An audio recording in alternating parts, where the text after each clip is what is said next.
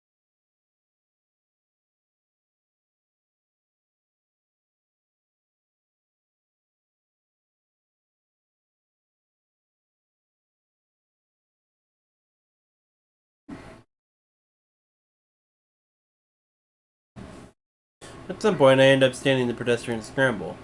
I realize the tumult came from the standing the huge crowd of people flooding this intersection. They're pretty much packed together like sardines. Everyone was pushing and shoving, like on the morning train to work. It was an even greater number of people than at the time of my live broadcast from atop O-Front. Come to think of it, Grim had posted about it in our chat, that there'd be a major party at the Scramble Crossing tonight. Sarah, what's going on? I only have nasty memories of this place. Why'd you take me here? Revenge, baby! Besides, where's the person who's supposed to kill me? So you're doing no delusion for this one? Right.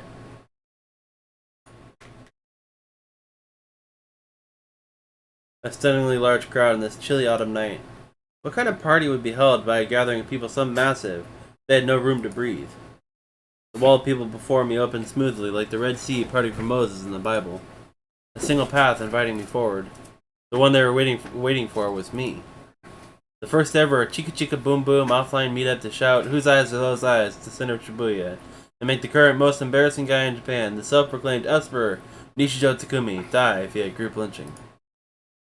That kind of long-winded title popped up in my head, and I laughed.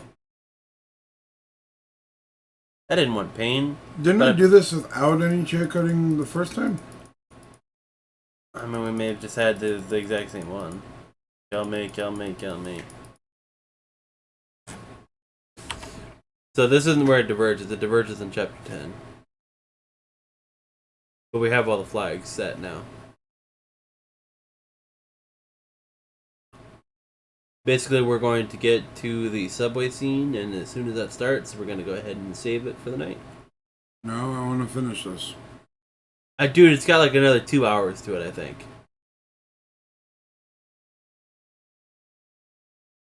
It took me about 3 hours to do the full B ending, and I don't remember exactly what that included. So, even if we continue this tomorrow and it's only an hour or two, whatever, you know. It's not going to be 20 minutes for sure. Why'd you skip past that? You're getting tired, aren't you? No.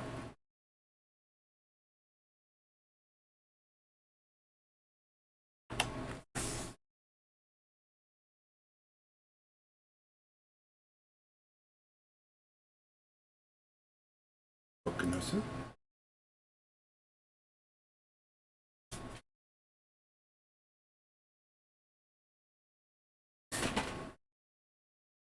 On that note, then, I guess we're finishing our playthrough of Casa tonight.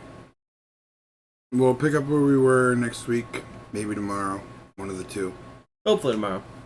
As for now, I'm going to end my stream here. I have some stuff I need to do, but he needs to get to sleep, so I didn't want to put that off too much. So I might get back on later tonight, but as for now, I am just gonna end it at least for a couple hours. So I thank everybody for coming. I hope you all have a fantastic day, and hope to see you guys in the next stream. Good night.